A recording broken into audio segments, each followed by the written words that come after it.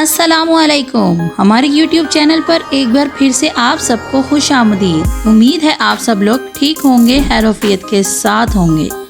दोस्तों, आज हम जिस मुल्क के बारे में बात करने जा रहे हैं, वहाँ के लोग इतने अमीर हैं कि सोने से बाथरूम बना लेते हैं। एक ऐसा मुल्क जहाँ पानी कम और तेल ज़्यादा है। ऐसा मुल्क जहाँ चोरी करने पर हाथ काट दिए जाते हैं। यहाँ के लोग इतने अमीर हैं कि यहाँ पे सोने की गाड़ियाँ, सोने के महलात भी आपको नज़र आएंगे। दुनिया की सबसे महंगी शादियाँ भी इसी मुल्क में की जाती हैं। यहाँ के शाही ख़ानदान की दौलत 1.4 ट्रिलियन डॉलर्स है। दुनिया की सबसे ऊंची इमारत अब तक बुर्ज खलीफा थी, लेकिन अब इससे भी बड़ी ऊंची इमारत इस मुल्क में बनाई जा रही है।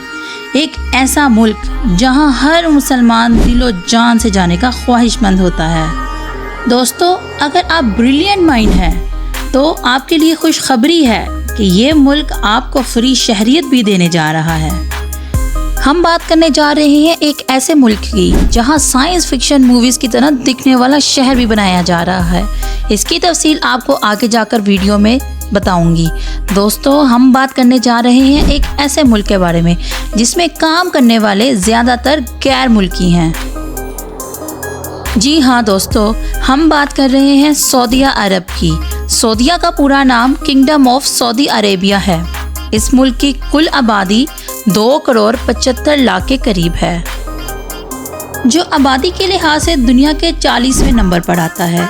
इस मुल्क का रकबा 21,49,690 मुरब्बा किलोमीटर है। रकबे के लिहाज से ये दुनिया का 13वें नंबर पर आने वाला मुल्क है।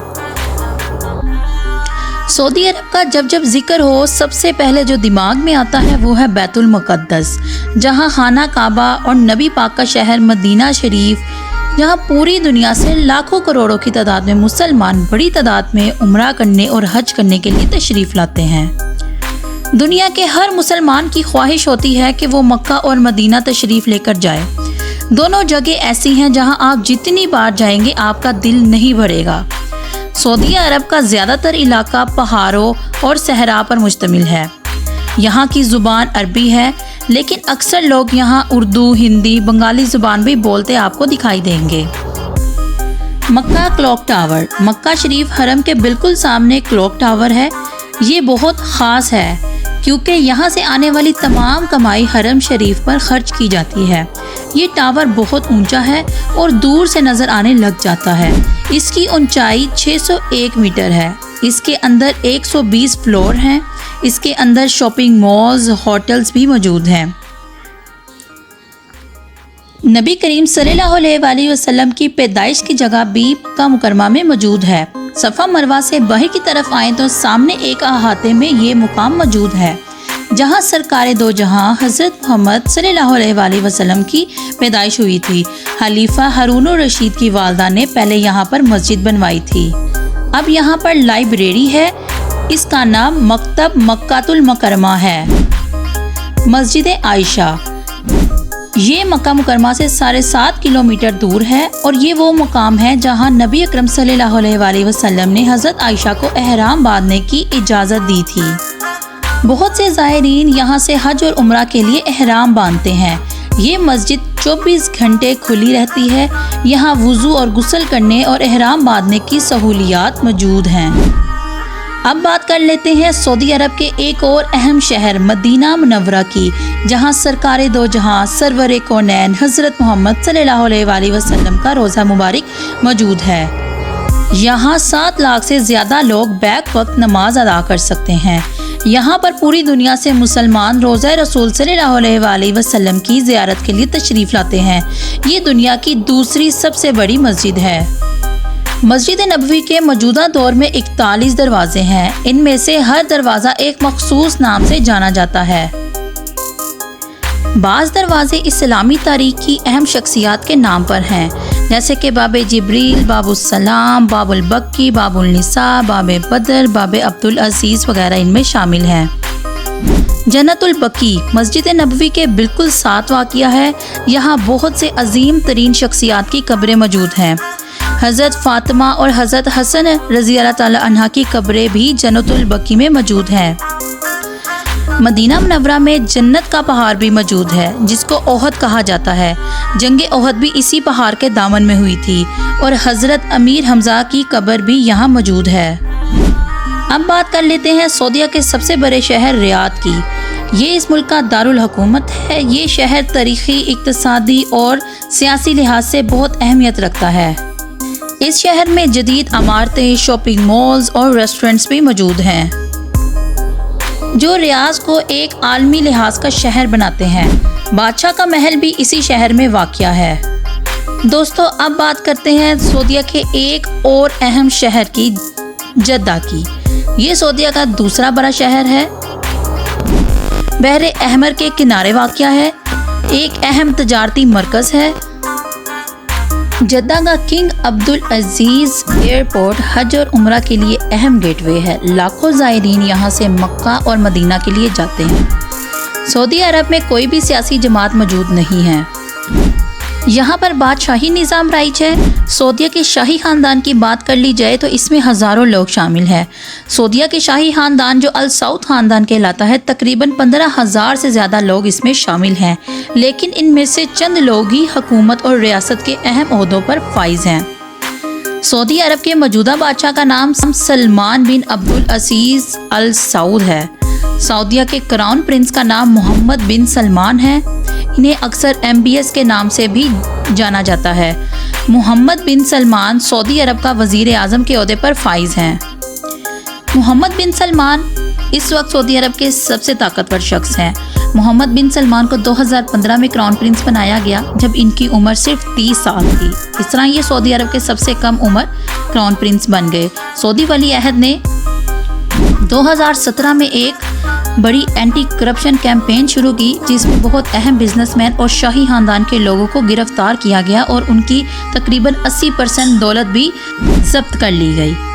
सऊदी अरब में फैसले कुरान और सुन्नत के ऐन मुताबिक किए जाते हैं, लेकिन अब इसमें बहुत सी तब्दीलियां आ चुकी हैं।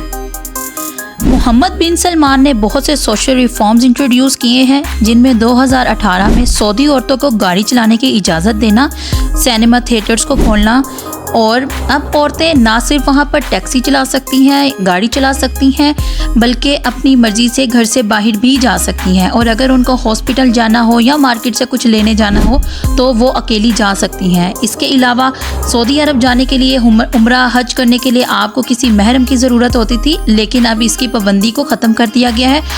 सऊदी अरब दुनिया का सबसे बड़ा तेल पैदा करने वाला मुल्क है। यहाँ रोज़ाना 10 मिलियन बैरल से ज़्यादा ऑयल प्रोड्यूस किया जाता है, जो ग्लोबल ऑयल का तकरीबन 10% है।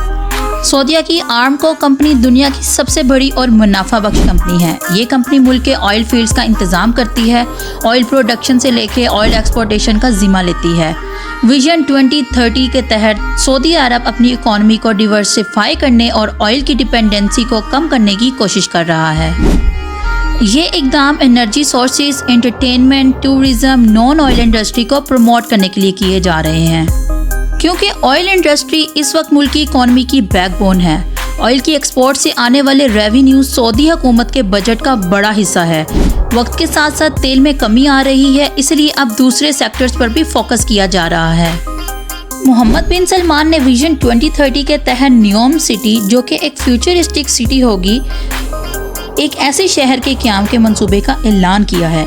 ऐसा शहर जो कि आपने आज से पहले साइंस फिक्शन मूवीज़ में देखा होगा। ये प्रोजेक्ट रेड सी के किनारे बनेगा। ये प्रोजेक्ट तकरीबन $1 ट्रिलियन का है और इसमें एडवांस टेक्नोलॉजी, रीन्यूएबल एनर्जी का यूज़ किया जाएगा। इस शहर में तकरीबन 9 मिलियन लोगों के रहने की जगह होगी। न्योम सिटी में एक और बड़ा प्रोजेक्ट जद्दा टावर है, जो दुनिया की सबसे बड़ी बिल्डिंग बनने जा रही है। आज से पहले दुनिया की सबसे बड़ी ऊंची इमारत बुर्ज खलीफा है, जो कि दुबई में मौजूद है। इसकी ऊंचाई 828 मीटर है। जद्दा टावर बुर्ज खलीफा से भी ज़्यादा ऊंचा बनने जा रहा है।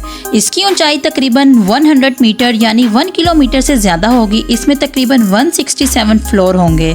जद्दा टावर की एस्टिमेटेड कॉस्ट तकरीबन $1.4 बिलियन होगी। ये भी सऊदी अरेबिया की फ्यूचरिस्टिक डेवलपमेंट प्लान्स का हिस्सा है, जो मुल्क को ग्लोबल बिजनेस और टूरिज्म हब बनाने की कोशिश है।